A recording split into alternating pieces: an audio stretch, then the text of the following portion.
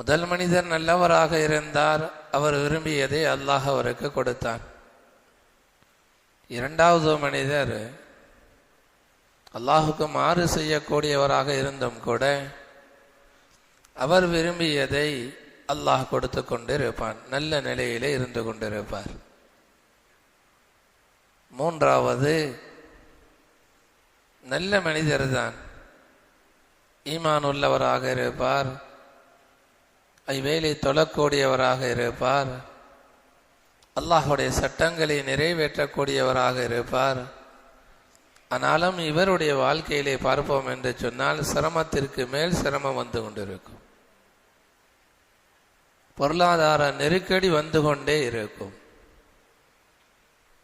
ஒரு கஷ்டம் அல்ல, அடுத்து ஒரு கஷ்டம், அடுத்து ஒரு கஷ்டம். ஆனாலும் நல்ல மனிதர் தான்,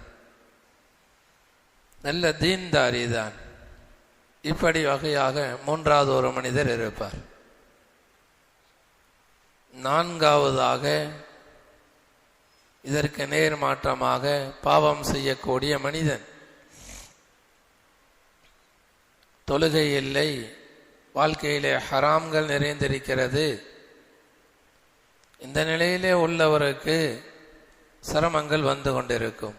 இந்த நான்கு வகையிலே ஏதாவது ஒரு வகையை சார்ந்தவர்களாகத்தான் நாம் இருப்போம்.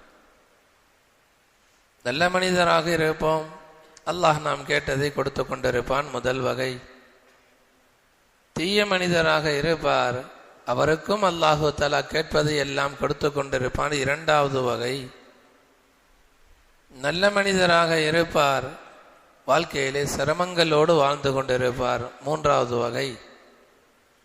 தீய மனிதராக இருப்பார், இவரும் வாழ்க்கையிலே கஷ்டத்தோடு வாழ்ந்து கொண்டிருப்பார், நெருக்கடியோடு வாழ்ந்து